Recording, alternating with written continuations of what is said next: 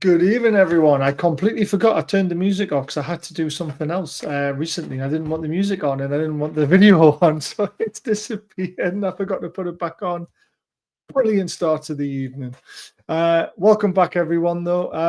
Yeah, we're obviously here to discuss a bit of a, no-show, show. Doesn't really matter result in a way. It's all on next Sunday result. But we'll jump into the comments and we'll do the usual stuff. Evening all, welcome to the Arsenal Newcastle review. Please like and subscribe, support the channel, it's free. Join us on 99p, donate using the super chat, all profits donated to charity. And of course, it's going to be Roger Thames's charity this month. Looking forward to doing that for him. Please adhere to community guidelines, keep comments respectful, and enjoy the show. And nicely done, Les. As always, Ches is in the house. Gary's in the house as well. Hello, everyone. Hello, Gary. Yeah, intro screwed up. Evening all. But you've all seen the video I did, so there was no music on that, and that's why there was no music tonight as well. So my mistake. Right, let's start bringing them in. Done. Hey, Baz. How we doing? I think that's it. I'm good. You? Yeah, good, man. I believe you were on that thing that was just finished. I just, yeah. Were you on it? Yeah, I saw your name pop up in the chat. Yep, I was there. Yep. I turned it off after the first 38 minutes, though. I got a bit bored. Well, I had to finish the survey, so once I finished the survey, I didn't come up on my phone. So there you go. Couldn't do it. I appreciated the putting their mind at ease. I think Matt. I watched Matt at Black and White Banter on YouTube on Friday night because he attended the one on Friday night, the first session, and it was much of the same that they said. This is also true. I'll get to that. Hold on. Yeah, my mind was put at ease with the Christ, words are failing me today. The insistence that they're not looking to change everything. They're not looking to scrap and start with a whole new crest. I know that there are romantics among us that love the crest from the early 80s. The Gaza and UFC one with the magpie. But my problem with that magpie one has always been that there's only one magpie. Yeah, I'm the same. We know that there has to be two. Same thing with the one from the 70s, the one that Keegan wore, with the castle in the background. There's only one magpie. That means we're just going to be sorrowful bastards. That's why we kept on losing.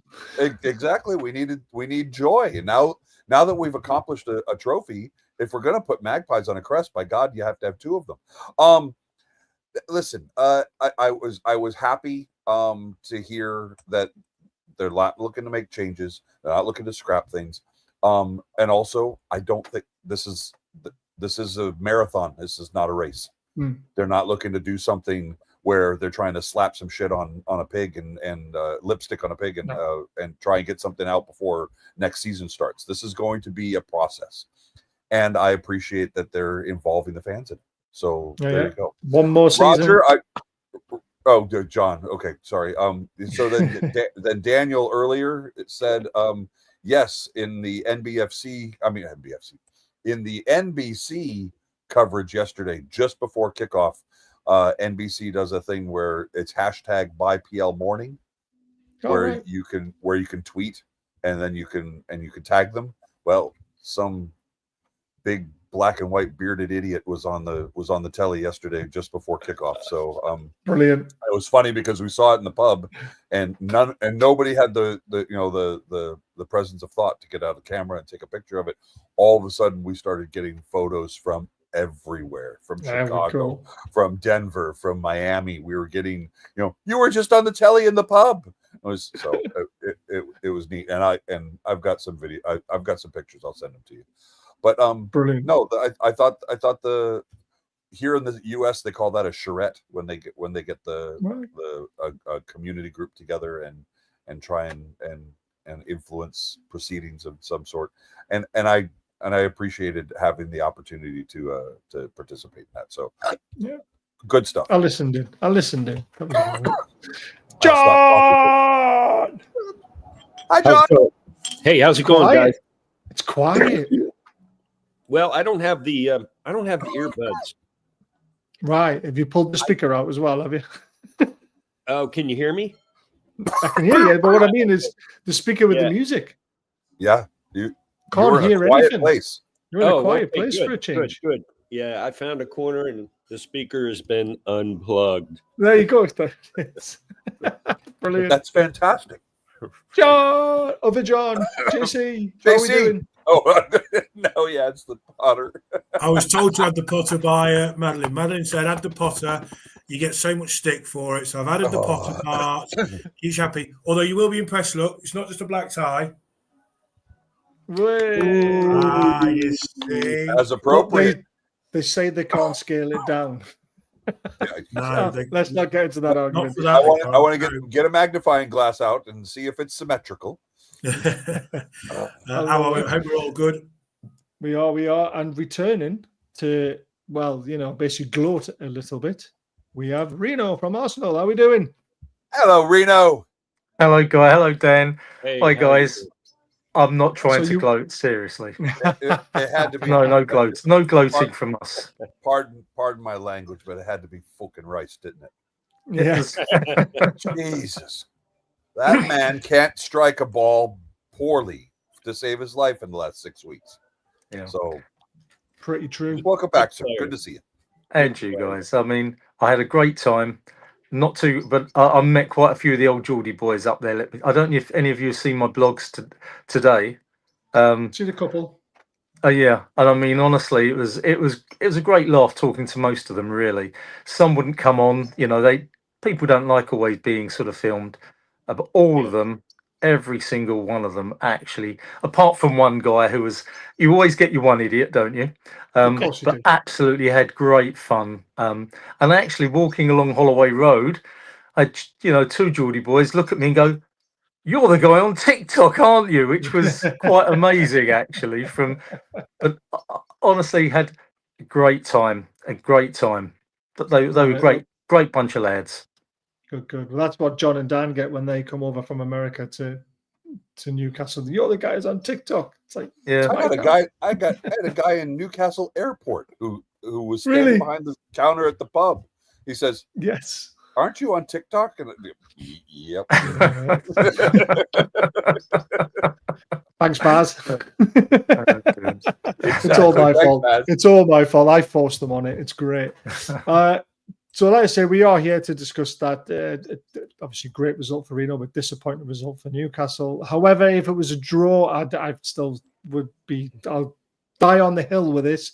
A draw was a no result for Newcastle anyway. A draw would have been a good result for Arsenal because it means Champions League football. A win is obviously even better. Cements their place in the top two. Which, to be fair, it's where you should be after the season you've had. But we're going to try and dig into what happened, why it happened, and talk about your best moments of the game. I mean, it started very brightly, Dan. The first 15 minutes, I thought we deserved to be 1-0 up. But however, we found an in-form Raya who's saved at least 3. I mean, one of them, I just couldn't believe he saved, was the Dan Burn header. He was just on form, wasn't he? Yep. He was. I have not seen him perform that well all season as he did in that first 15 minutes. He was phenomenal. Agreed. I think the changes without Isak being available, getting Callum Wilson in, I think that stutter stepped us for the first 15 minutes. I think we were anxiously trying to involve him to try and. We know that a fit Callum Wilson means goals. I think everybody was trying their best to try and involve him. He nearly got an assist, to be fair, because he's the one who laid it off to Bruno. Yep. I just feel, again, I'm going to be hypercritical of the man, but I mean, at 33 years of age, he's moving around like he's double that age. He's just. I'm sorry, but he's past it. If the rumors of him getting a renewed contract for another season are true, I'll hang my badge up. I can't see that happening. But, you haven't watched my video. I haven't had a chance to. I've He's been off to busy this Leeds. morning. He's off to Leeds. That's the rumours. Well, then Him that's and Long- Leeds down, him- isn't it? No. Him and Longstaff off to Leeds. That's what I've heard. Oh Christ! Who are we getting in return then? I'm just it started off well. I was excited. You know, to be honest, in our pub, we had, you know, 2 Spurs fans, 2 Arsenal fans, 2 Man City fans, and the rest of us were all plumping for the Geordies, and people were excited. And then, you know, it started to taper after that first initial period. We'll just talk about the first 50 to start with, Yep. and we'll come on to Yep. the rest a little bit later. Yep.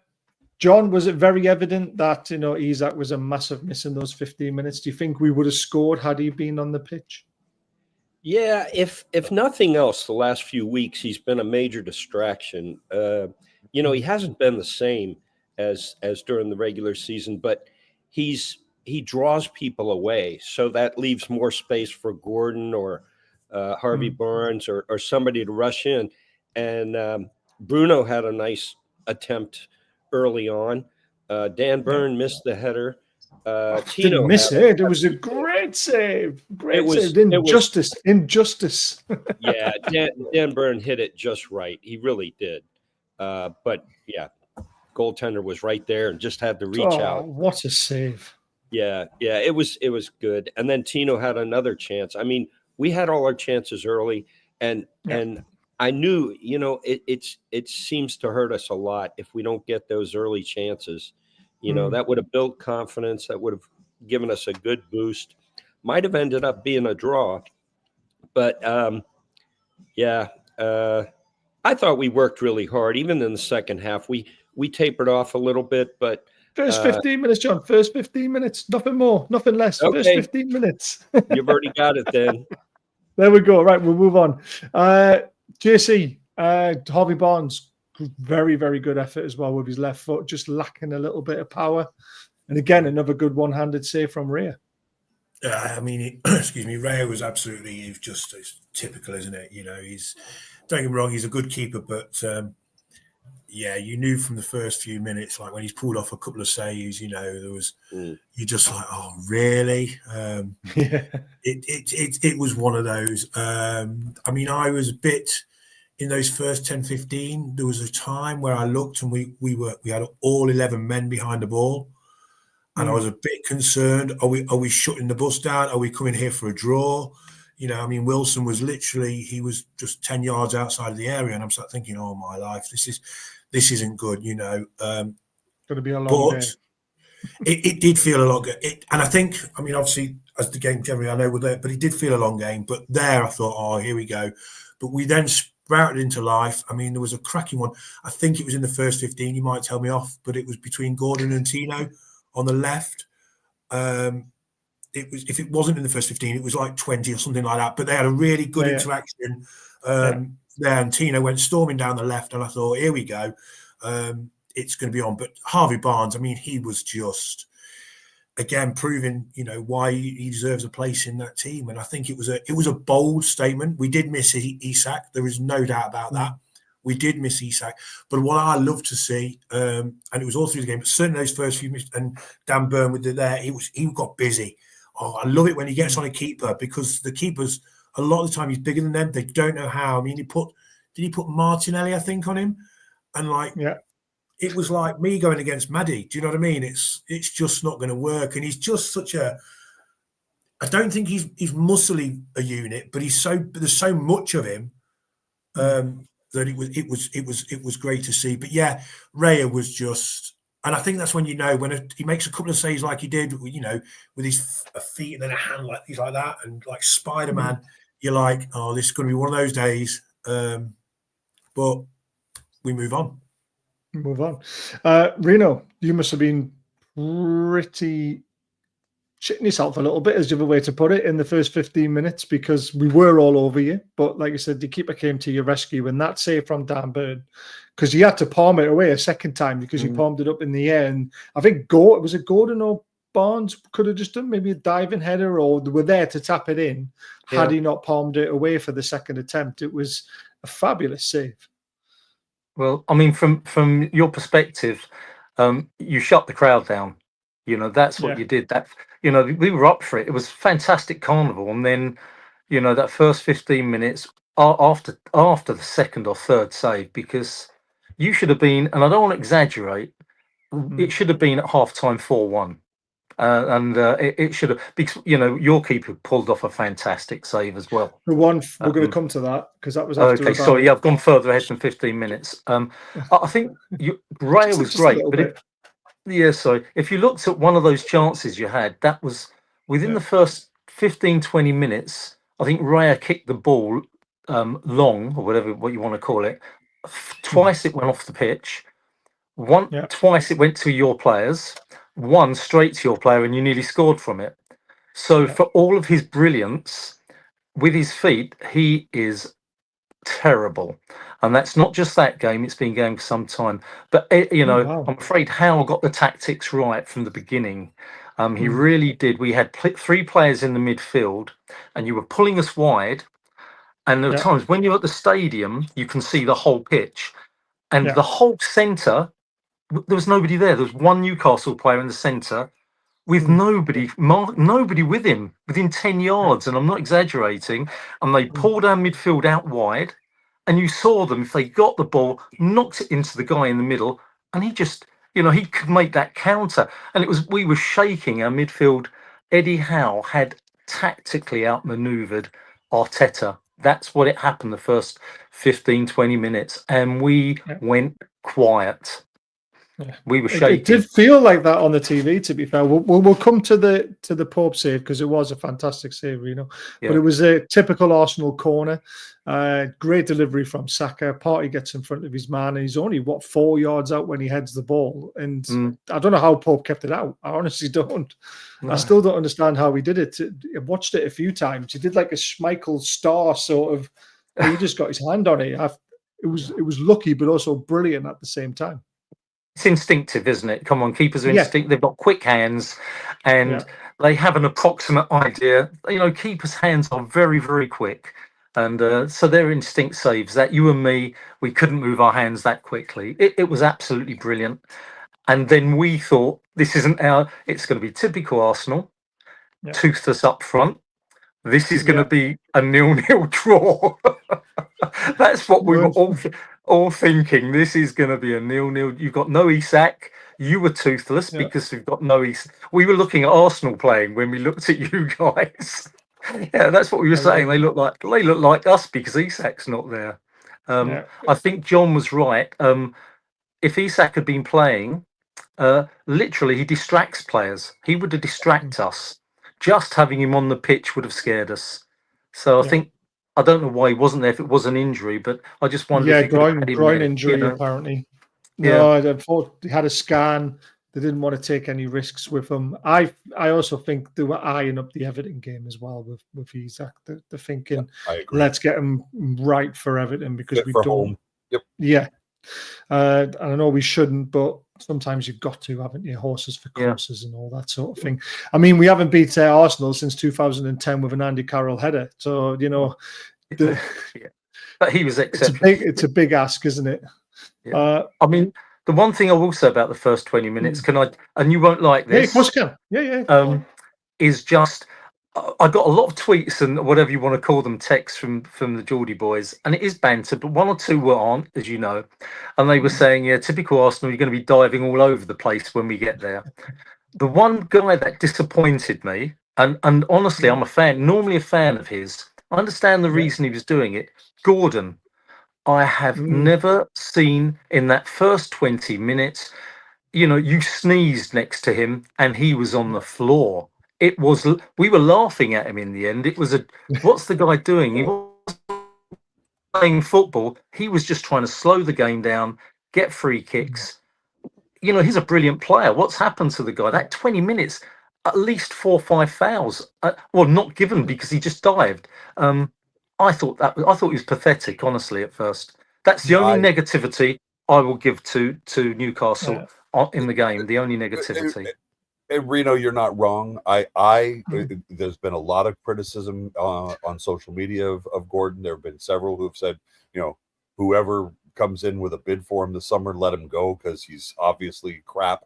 Like, no, no, he's not. He's just having a bad spell, isn't he? He's having a bad spell. I think getting injured for England, I think that the red card, however bad that was, and then yes, of course the stupid red card at Brighton that took him out of the Carabao Cup final. He's hurting for form right now. He is his confidence has got to be in the crapper, and I think we're going to get through this next game, and then I think Eddie's going to have a chance to put his arm around him and say, "Look, we know you're better than this. We know you're better than this." If you go back and watch the episode of the overlap with him and Gary Neville. Gary Neville did a fantastic interview with him, and we really got to know Anthony Gordon as a person. And I think he needs to go shut himself in his little what the room that he goes into where he starts to think about every play that he's going to do in the next match. He needs to get there into that meditation state again, because I don't think he's had it since the injury, since the red card. He's really hasn't been the same. Hasn't been the same. Right. Absolutely agree with all of that. Gordon, it's going to be a bit of a topic later on, but I think we've covered most of it now. But he was off it, unfortunately. I want to point out something, and it was a bit of a tactical genius, as you mentioned, Reno, by Eddie Howe, about how he pulled everyone out and how we had someone free in the midfield. And that wouldn't have happened if he hadn't have played Tino as a left wing back inverted. It was very clever how he did that, because if you saw a lot of times when Tino picked up the ball, he was almost playing as an extra centre midfielder, and Gordon was further back, for that cover side of things. And there was an opportunity in the first half when Tino got the ball and he just ran at his, and then he got to the edge of the box and he was like a jigsaw. He just went to pieces. He slowed down. Who was that? He stopped. Tino. Yeah. Tino Livramento. Sorry. That killed me. He was playing as like an inverted left back, and he picked up the ball in some great positions at times. He had them. I was like, "What's he doing? Why are you stopping?" Yeah, he had them right where he wanted to. It had everybody nervous. Keep going. Put the pressure on. Shoot, at least do something. And then he lost the ball. Way. I felt the same way. Well, there's one stage. Forget him. I thought your man of the match, you may not agree, is it Burns or Byrne? I don't know. But he took the ball, from his penalty area, and your entire it was brilliant watching it. Not for us, it wasn't. And he took your midfield took all of our midfield players, left, right, and centre, and he literally ran from one penalty area to the edge of our penalty area, and we were sort of sitting there going, somebody go to the guy.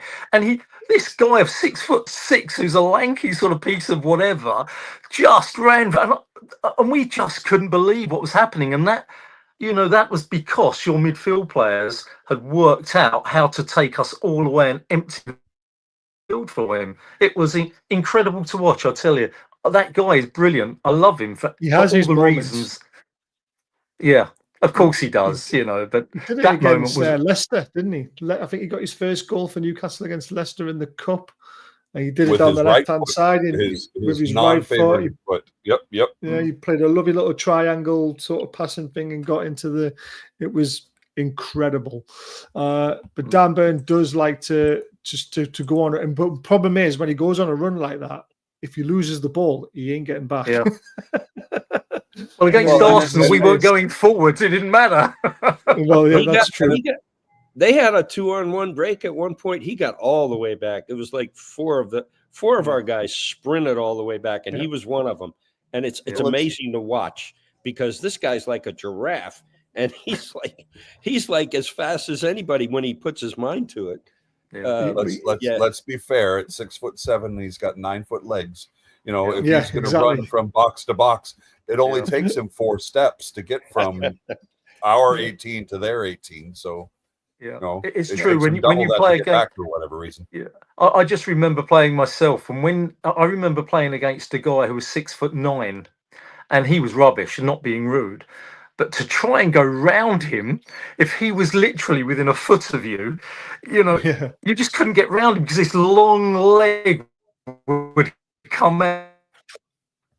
And it was like, oh, so in the end, what you were doing was, well, I was making sure he fouled me and trying to get a free kick because I couldn't get around that blasted long leg. So I'd make sure I ran into the leg and went down. But those long legs are hard to get So round. that's where all this diving started. You started it all, Reno. The leg's out, I'll dive over it.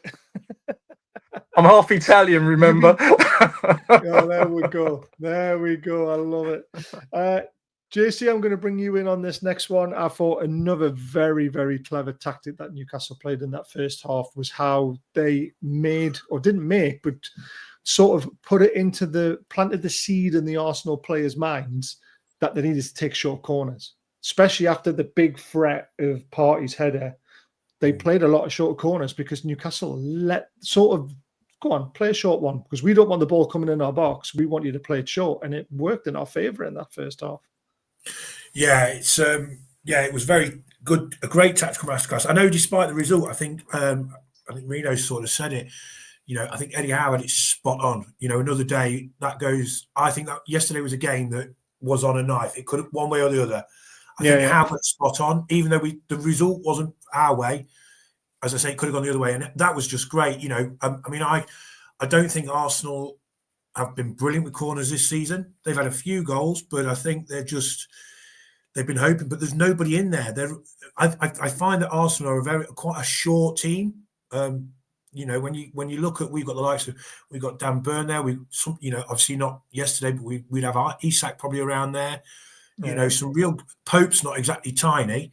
And people like Big Sven in there, that was great to see back again. Batman, yeah. You know, some real Joe quite a bit, exactly. And Joe Linton he does bring a bit of bulk with him, you know, a nice bit of height. But making them play that short corner, crack on all day, because all they had to do then was touch deliver.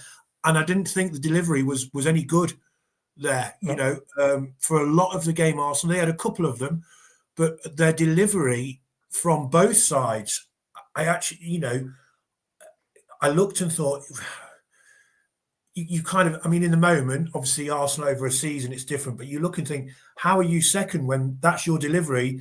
When we've had people like Murphy and Gordon and Barnes when Gordon was out, and others, Kieran Trippier, putting balls in like on a sixpence almost.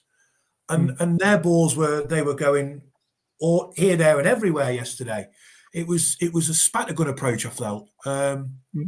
So yeah, it was great. Keep it short, crack on, because we're not scared of your you know, your crosses and things like that. So take a touch and go for it, because we'll still deal with it. Manu, please. Yeah, but I think they were scared of the actual corners because of that first delivery that went in, and Pope had to make a fabulous save. And after that, they thought, let's let them play short. Let's let them try and play around us and play those cute balls in, rather than firing those balls into the 6-yard box. So I thought, again, it was just very, very clever from either Eddie Howe, the team, the instructions, however it got to that point. I thought that was excellent. There wasn't really much else that happened in that first half, to be fair. I mean, it was, like I say, apart from the first 15, 20 minutes, it was very explosive, and then it calmed down a little bit. But Reno, I've got to give Arteta a lot of credit. I don't like doing that because I'm not a massive fan of him, to be completely honest with you. But whatever he said at halftime, he needs to bottle up and sell that, because you guys can't. I know you made a change, and it wasn't exactly a tactical change. It was a forced change. Saliba coming off and Calafiori coming on. He was a bit taller, so maybe that was the reason why. I don't know. But you found a rhythm in that second half very, very quickly, and we could not handle yous. We really struggled in that first, and leading up to the goal, obviously. Well, my take on that was that, Calafiori, let me tell you, is a fantastic player. So when he came on, okay, Saliba going off was a big miss, but because of his injuries, you know, he doesn't play for Italy in the first 11 for no reason. He's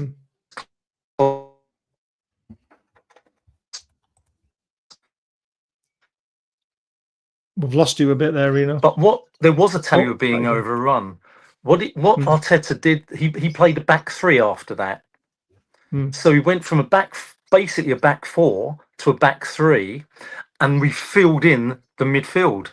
So we had more players in the midfield, which stopped you taking control. He put Martinelli more in a central position. And even though he's not tall, he's fast. And if you looked at him, when Dan Burn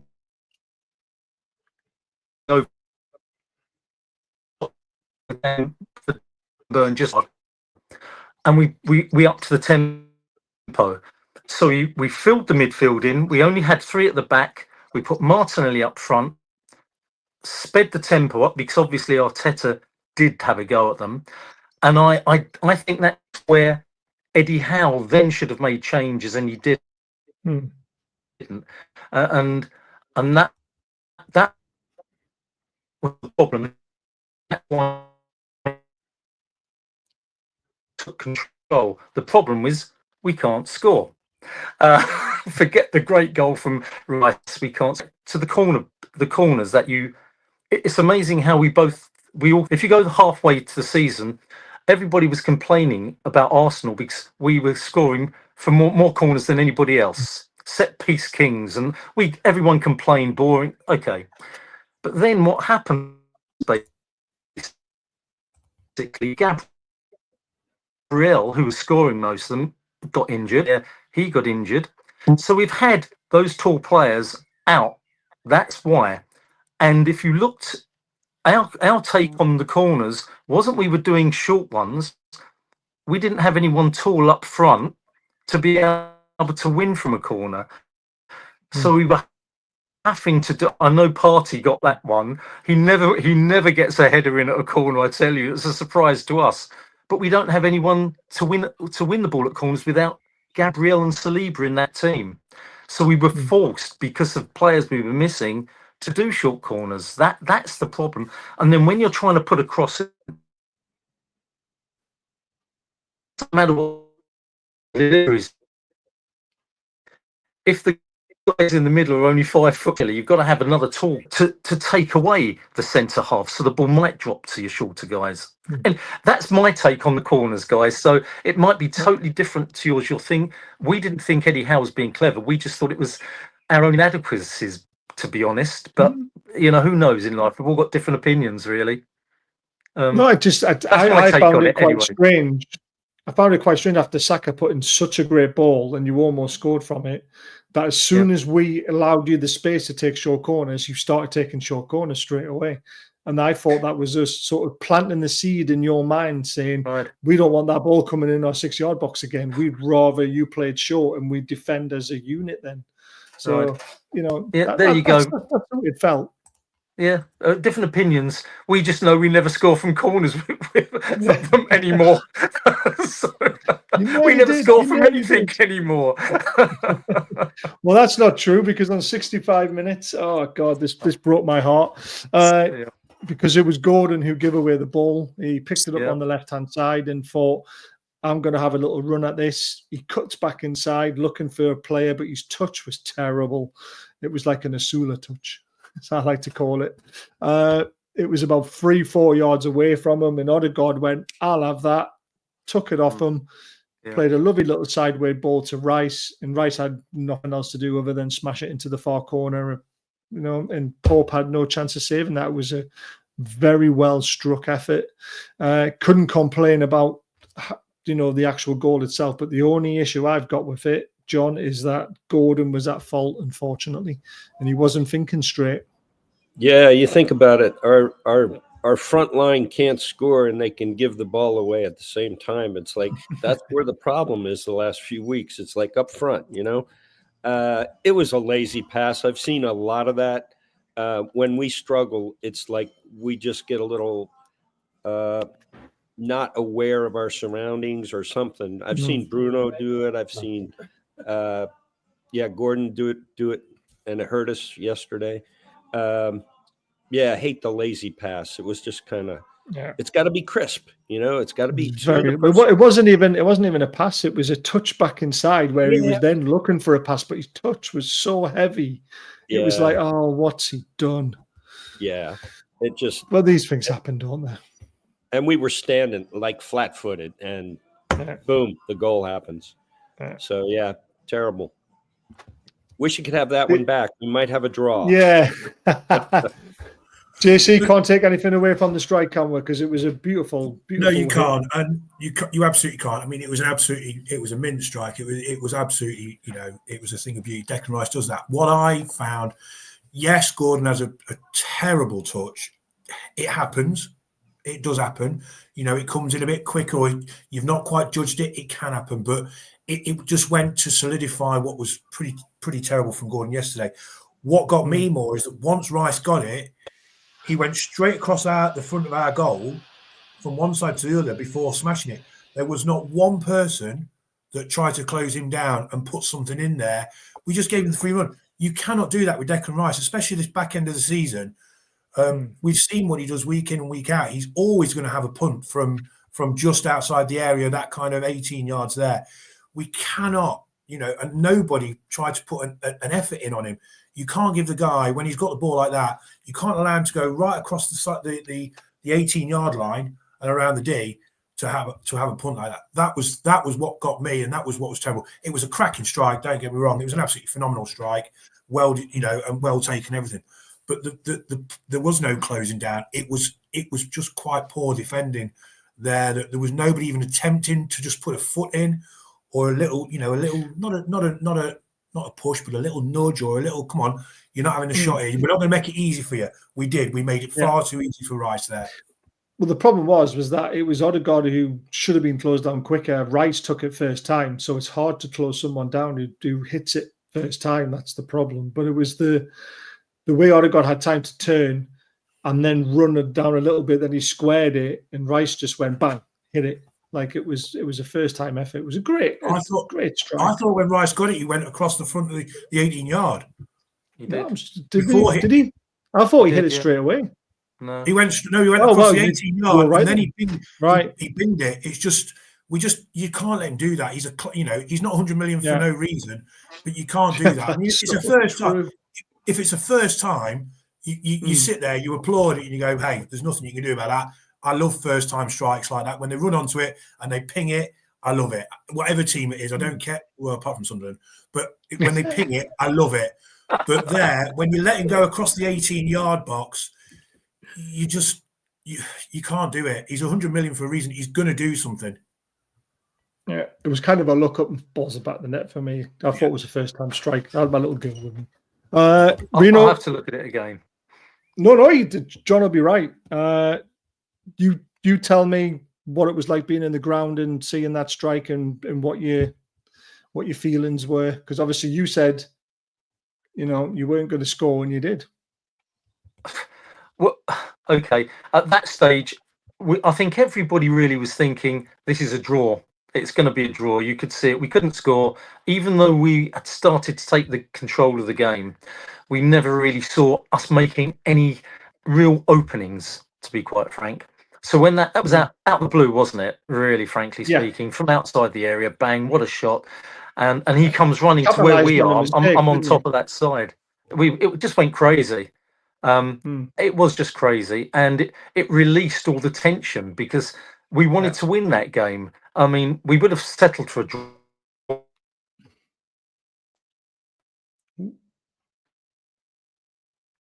How bad's he gone this time?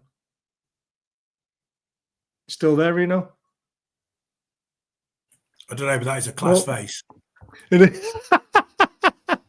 Brilliant. If you can hear me. his signal's gone a little bit. Can you hear Sorry. me? Yeah, I can hear you now. Your signal went, unfortunately. You can. Can now, yeah.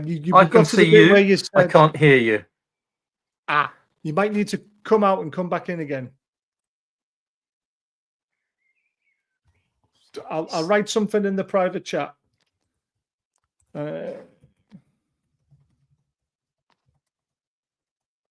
He's obviously signaling. Can you hear me? I can hear you. Right. Can you hear me? Yeah. Yeah. You can. Okay. Shall I carry on talking? Yeah. Shall I carry on talking or not? Yeah. Okay.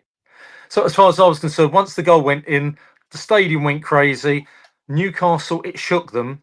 And then for the next 10 minutes, 15 minutes, I felt we were in control and we could have scored. And we were all hoping to get the second one to release the tension because, you guys, we all knew you could get one because you'd had such a, you'd been so good. We thought if we don't get a second one, we're in trouble.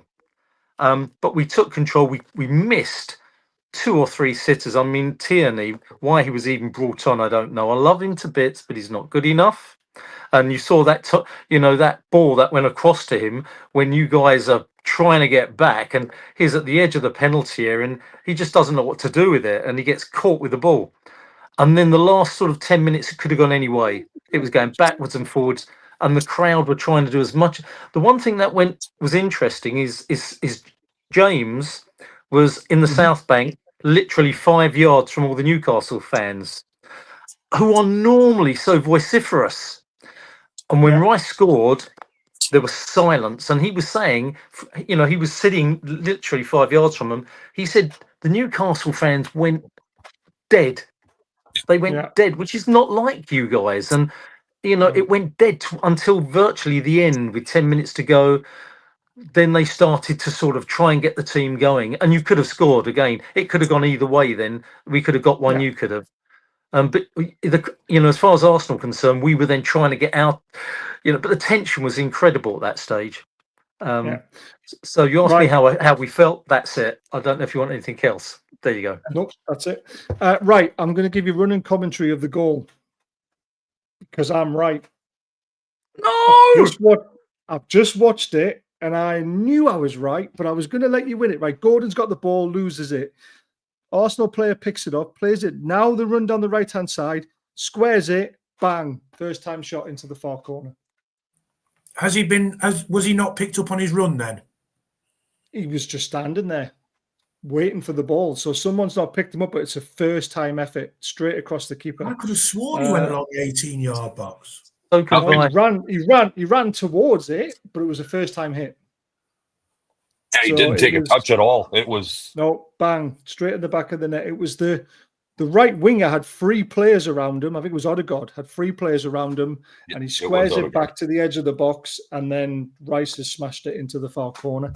It was a phenomenal goal. It was a phenomenal goal. There's no taking anything away from it. It was. I mean, it was. I want to show you it, but I can't because I'll get done. Right?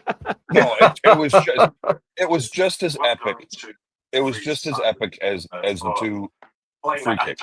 You could see that there was a little time wasting actually caution. So there was Ben White even had a decent effort as well in that second half, which is a bit of a surprise from him. So we go 1-0 down. Eddie Howe seen enough. He makes a treble change, tactical triple change as well. He goes back to a 4-3-3 formation, and it kind of helped us gain a bit more control in the game again. But to be honest with you, Van Daan, we huffed and puffed, and we just couldn't blow the house down in the second half. Our final decision was terrible, wasn't it? That's why when you said that we made a tactical decision, I kind of hemmed and hawed because the concern in this has been the concern all season. It's been something that we've been hampered by for 3 transfer windows. We don't have the quality off the bench that other sides do. It's just that's the end of, and for me, I think bringing on Miley. I've been saying for the last several episodes, I'd like to see more Miley. I would like to see more Miley. I think of the 3 of them, he did well. We were lucky to get 65 minutes out of Botman. So bringing in Kraft was the obvious answer. Oh God! He got a red card straight away as well, didn't he? Well, exactly. I just it was, as you said, horses for courses. I think we brought on what we could bring on off the bench in order to try and change things up, in order to try and get back into the game. Having no Isak from the start. Playing both Barnes and Gordon at the same time. We have no emphasis off the bench in that regard, like we've seen earlier in the season. If you start Gordon, you bring on Barnes. Bringing Miley on for Murphy, You know, that means we've now lost a little bit of width on the right. You know, it was he hard. moved Barnes I over, understand. didn't he? And Yeah, he, yeah. you know, We know he that tried Barnes a is few terrific on the right. things. So, you know, we did the best we could with what we've got, and that's why we're so excited about the summer coming up. But Yes. you know, trying to get back into the match, you could see that there was some effort. Like you said, Kraft almost got sent off as soon as he got on the Instantly. pitch. Thankfully, it was a yellow. But you know, it's just you could see the effort was being parlayed in there, but you just it It was came just to the nothing. final ball, the Yep. final shot. Everything was Yep. just not clinical like it normally is with us. Agreed. Uh, We were John, I dull. thought- We weren't Yep. sharp. Yeah, I agree. Mm. Jack, I thought Willock looked sharp when he came on for the 10-15 minutes he was on the pitch. Again, that left foot shot, he smashed over or smashed wide, whatever it was. He should have smashed that across the goal or went for the far post. But there were signs that Willock looked good and he could play a big part next week. Yeah, I think we're going to need all hands on deck next week. You know, I got a different twist on this a little bit. Go on. James Bunce. Mm-hmm. I mean, amazing what he's done this year, because Yes. we actually did play a lot of games this year. Not as much if we get into Champions League next year, but we played a lot of games. It's just now starting to show with the injuries and everything. We just went through the whole year with nearly a full squad, did a terrific job this year, keeping everybody healthy, even though, you know, we don't have a strong bench, but we kept enough of them, everybody in good shape, that it really helped this year. So big applause to those guys, the performance guys, the physio guys.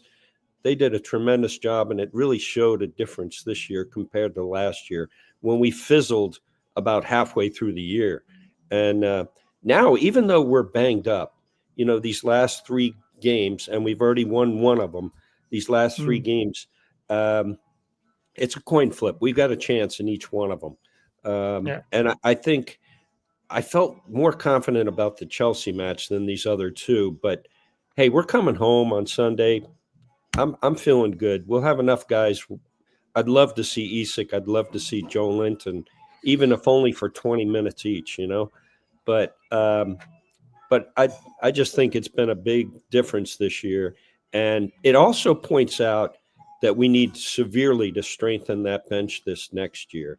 So, yeah. Strengthen the first 11, you strengthen the bench. That's how I like to see it. Absolutely. You know? Absolutely. Absolutely. JC, were you happy to see Willock, you know, perform the way he did? It's been a little while coming for Willock, but he seemed to have that edge back about him. Yeah, it was really pleasing to see.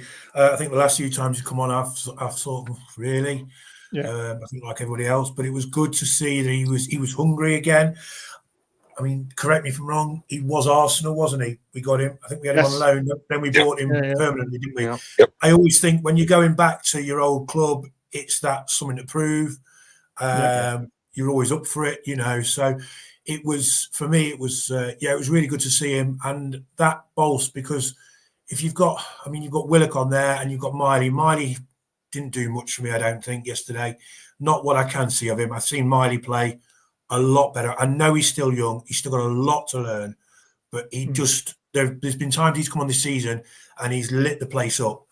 He didn't yesterday. Now, whether he was in the right position or not, whether he got the right instructions, I obviously don't know, but he didn't look it. But Willock looked phenomenal yesterday again, and it's good to see. So, you know, if we don't strengthen with that right midfield that we're talking about with regards Murphy, then Willock, you know, if we can keep him like that and keep his spirits up, keep that confidence up, and that's what it is. I think it's confidence. You know, confidence breeds good performances, and it's a train, it's a momentum. It's like muscle memory. So if you can keep that up, then I think that's going to be really positive for the bench / first 11, whatever we get next season. Yeah, I agree. Reno, Willock coming back to the Emirates. Were you sad to see him leave in the first place? And what did you make of his little cameo near the end? Oh, well, I mean, he's an Arsenal boy. When it came through the youth system, we loved him. And he played for, I think, about a season with us. And when we were having problems, lots of energy, enthusiasm, skills. But he was young with us, remember? Yeah, and yeah, we he was, always felt we didn't want him to go, by the way. I know, Fans most of you didn't. didn't. Yeah. No. But we always felt he wasn't going to be, and I don't want to knock him because now we're a few years down the line, and players Yeah, improve. yeah. We never thought he was going to be. Sorry, at the time. At the I time. still look at him and think, is he going to be top notch? Is he really going to be top notch? And I'm not sure he's got that real quality to be a player that's going to be in a Premier League winning side. It depends where you're looking to go. And a good squad player, but I don't want to say it because I love him so much. Really, I don't think he's top notch. So no, he's not the player for me for the future. For you, I said it in a nutshell. Not good enough. Yeah. Very interesting.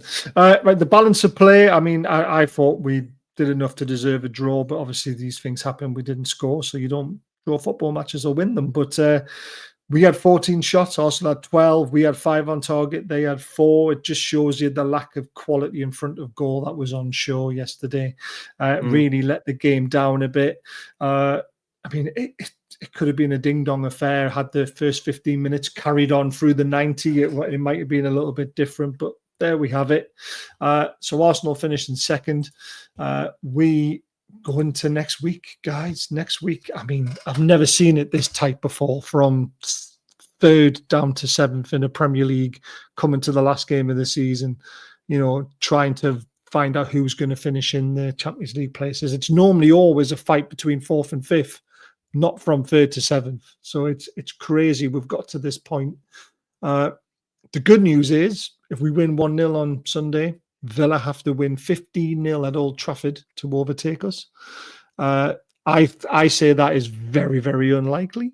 1% chance it could happen, because you can never say never. If Man United decide to sit down and let Forest just walk through them and score 15 just to piss us Geordies off, it could happen. The way that United are playing, Baz, I won't put anything past them.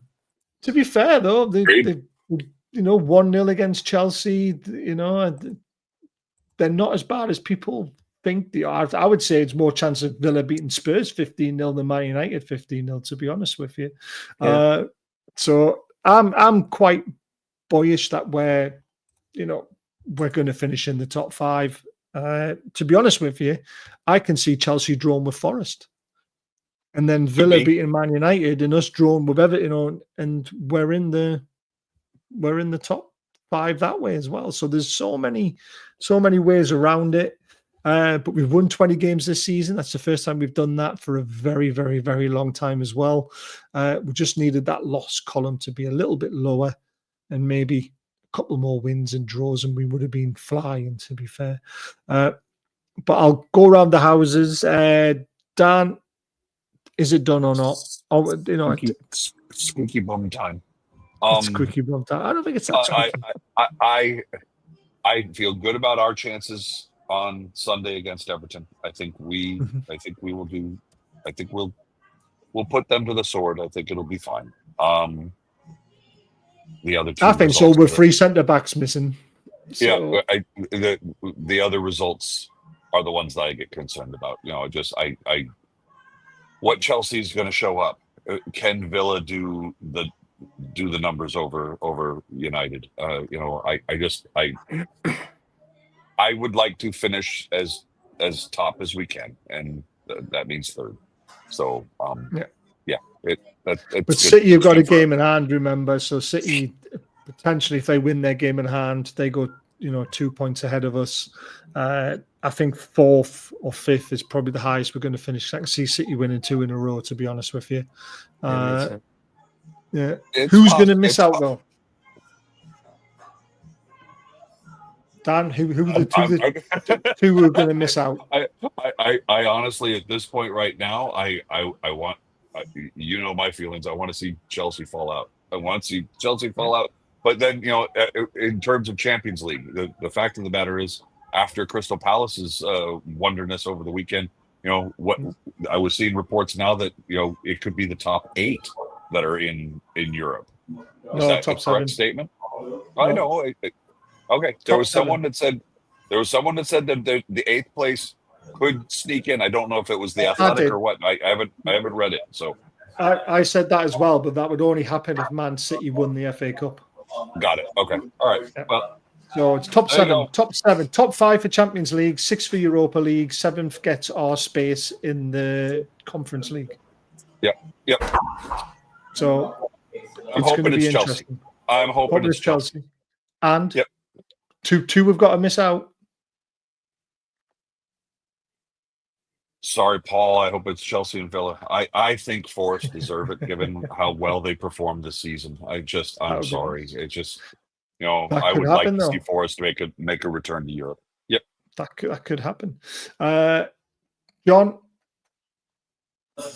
Yeah, I think.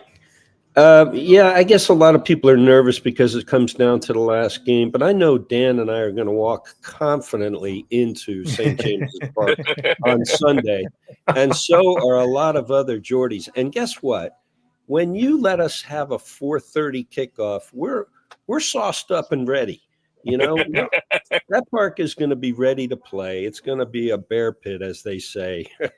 Absolutely. And I think we get the win.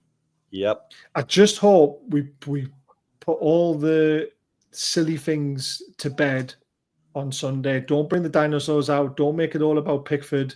Right. Let's just bring the noise and be focused on winning the football game. No silliness. Yeah, and I agree with Dan. I would like to see. I agree with Dan. I would like to see Forest get Champions League. I think that would be just a major victory for the smaller clubs, the non-top 6. I would love that. Yeah, I agree. JC? Yeah, I'm sorry, I was there trying to click the mute button. I think it's tough. I mean, I've thought for a couple of weeks that we were, I know not mathematically, but I thought we were pretty safe. We've got that extra point of a goal difference. It was only 1-0 yesterday. So that was positive. I mean, I think you're right. I think Man City, they've got Bournemouth tomorrow, and then they end at Fulham. Now Fulham is no easy task. Team. It's a crazy cottage. Oh my life! It's a Craven cottage. I'll try again. I think you were right the first time. I probably was. Yeah, it's a Craven cottage, and that's they pulled out a result yesterday away at I think it's Brentford. 3-2 win. So that's not going to be easy for City. I think they'll do it, City. So that puts them 3rd, 4th area. I think it's between us for 3rd and 4th. I think, I hate to say it because that's, for where I am here in Skeg, Forest is the nearest Premier League team. And it is a real shame. They've had such a great season, but I think they've just run out of steam in this last the last 6 to 8 games. They've just stumbled a little bit, and that's going to cost them. That's the difference between getting in there. I mean, I know we've win against West Ham. To be fair, though, the weekend. They did. I mean, we've got the better squad, but again, on our bench, it's not great. But we've got that better squad generally, I think, and we've had a few injuries and stuff like that. So I think Forest are going to lose out. I'd love to see Chelsea lose out. Realistically, I think Chelsea's going to win the game, so I think Villa are going to lose out, even though they will beat United. I think Villa's going to finish in 6th. Goal difference is their killer, isn't it? Of course it is. I think we're not set. We're never safe, but what is it? We've got a 2 goal difference now, haven't we? Yeah, +2 on Chelsea. So and City if we win. The more we win, the more they've got to still keep on chasing. So exactly, and you're right. We don't need to bring out about Pickford and all that, and all the emotion that they've had their emotion this weekend. Everton saying goodbye to Goodison. They can look forward to next year now. I mean, it's not an easy game on Sunday by any stretch. Everton have gone from being relegation, probably not favourites, but certainly languishing in that relegation battle, David Moyes has come in, and they're now sitting pretty in 11th or 12th, I think. They've been on a right run, so I think we will have enough to get over the line. I agree with what Jack says. If we can see a little bit of Joe Linton, a little bit of Isak, it would be great. But I think we are going to have enough. For me, we need to start with. I would put Asula on. I wouldn't go with Wilson. But we will see. But I think we've done enough in the back burner that we're 95, 99% there. We've just got to turn up and do the job on what we know we can do on Sunday, and we'll be good. Yeah, I'm going to put the myth that Everton are on a great run to bed. The last 14 games, they've won 3, lost 3, and drawn the rest. There is not as, and the teams that they lost against were all in the top 5. The teams that beat Forest and they beat Brentford, I think, as well. They were the 2 really good results. But other than that, they've drawn to some poor teams. And they've got injuries too. Yeah, exactly. They've got 3 centre-backs missing. But Everton aren't as formidable as everyone's making them out online, which is really starting to do my head in a little bit. I think that's obviously. I mean, to be fair, that's coming from where they were probably around about. Oh yeah, November it's a good run. They've been on a run, probably not a form run of lately, but they have been on a resurgence. Yeah, I just think if you want to be in the Champions League, you've got to beat teams like Everton. It's as simple as that. If you don't beat them, you don't deserve to be in it. Reno, obviously you're sitting there very pretty in second now. You're obviously very happy that your business is done. You've got your Champions League football. You can start looking forward to next season. Who would you like to see miss out, or who do you think will miss out? Well, excuse me, I did a blog a couple of weeks ago, so I want to stick to what I said. And I forecast that Villa and Chelsea would miss out. However, you've seen Forest have absolutely. They've lost sight, and they've lost a couple of games. It depends really on that last game at Forest, doesn't it? Yeah, Forest Chelsea's a huge game. That'll definitely be on Sky, that one. Yeah, I mean, if Chelsea win it, and they should, then Forest are definitely going to fall out. Even if Villa win, I think their goal difference behind is worse than Chelsea's. So I think Chelsea would go through. You guys are going to go through. I'm so confident. The only problem you have, and Everton are being away. At home, they're physical. It's hard to beat them at Goodison Park because they get physical. They're nasty. They defend. They kick you all over the place. They try and do that at your place. The crowd will get onto the ref. You guys don't mind a little bit of physicality. They'll lose to you guys. So I see it's going to be City Newcastle, and it's depending on that Forest Chelsea game. It really is.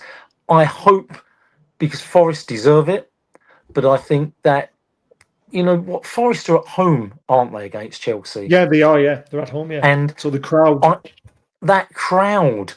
And if they win it, then Villa are going to go through, and not them. Yeah. So yeah, I agree.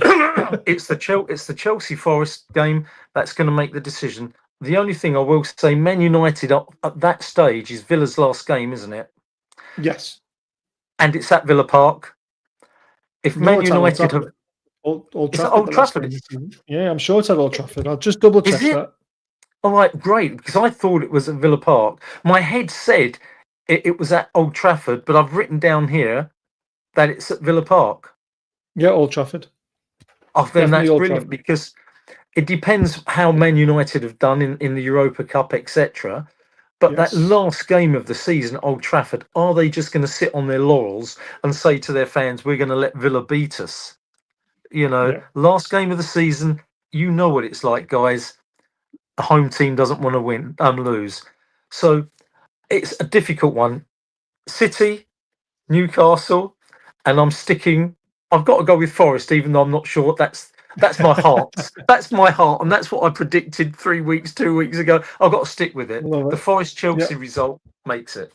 Sorry, I've gone on too long. I absolutely agree with it. No, you haven't at all. Thank you very much for that. Right, that's the end of the show, guys. I hope you've enjoyed it. I obviously think we're going to do it, and I think Villa are going to do it, because I think Forest and Chelsea will be a draw. So there's my prediction for you. We will be back on hopefully Wednesday night. I'm going to try and do a Premier League show, and then we'll be back on Friday for a look ahead to Sunday. There'll be no watch along, obviously, because I am going to be meeting these two lovely fellas, and hopefully, I don't know if JC's managed to wangle his way up yet or not. Oh, what a shame!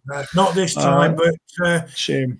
We will next season. I'll get it sorted. We will be up at some point next season, and I'll make sure that we get it all together. And we will have it sorted. But JC, the most important thing to me is, are you a Hufflepuff? Are you a Gryffindor? Are you a Ravenclaw? I know you're not Slytherin. You couldn't possibly be Slytherin. Listen, when your heart's as cold and as dark as mine, right? I upset kids at school when they say, "Can I use colours to colour in?" No, use pencil. Life's dark and dull. The sooner you get used to it, the easier your life will be, son. So I think that tells you I'm Slytherin through and through. I hope you put this in your marking when you're marking the books as well. Like absolutely. Put the quotes from Harry Potter in. What a waste of oxygen you are, you pathetic amoeba. Oh, God.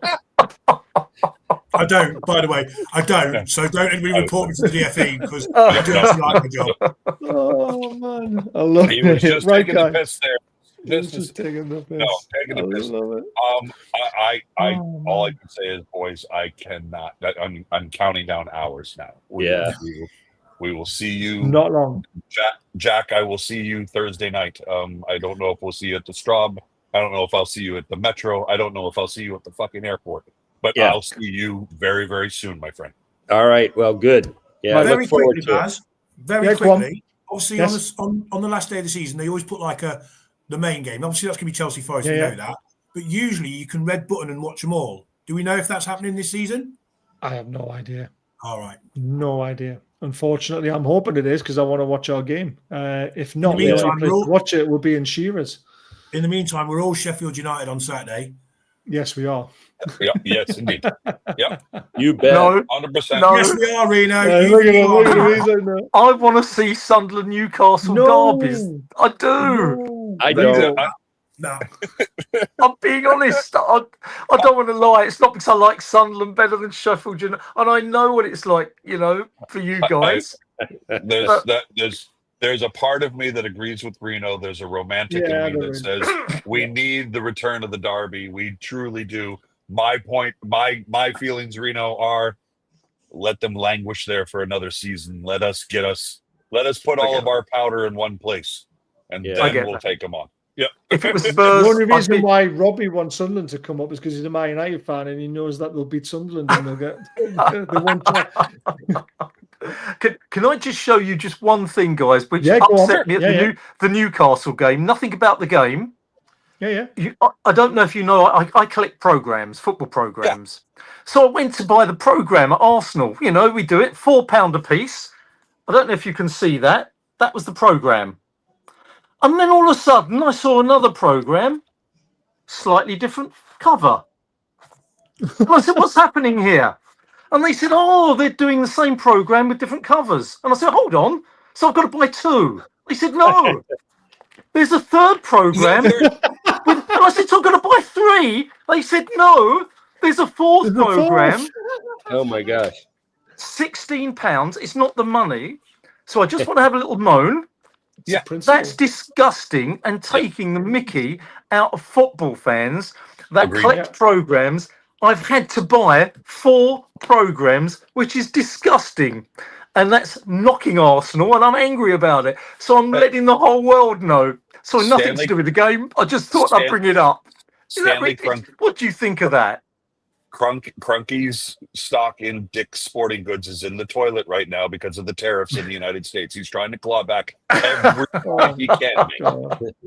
Oh dear! I thought I'd just pass that, over to you because have you ever seen anything like that? I've never seen anything like that. And that's like the last game of the season. That's like you desperately trying to get enough money to buy Isaac. Oh, you've got me. You got it. Okay. I'm there. Sorry. I had to go there. Right, I'd love him. I know you would. That's why you said if you don't get Champions League, But if you don't get Champions League and you lose, maybe you never know. Never say never. We'll put Jax in my face on every program at that point. I never say never, but it's very unlikely. Right, Oh, no. Reno, thanks Love you again for all. coming back on. Yes, Reno, thank you Yes, so guys. much for that. We'll get Been you a back pleasure. on Maybe next next season. Maybe next Oh, season well, when we play a let's do game. that. Yeah, Okay. good to see you. Definitely. Cheers, If you guys. don't come on, I'll take it as a personal insult that you didn't come back on again. God. Okay. Right. Love you all. Take care. Bye, Cheers. lads.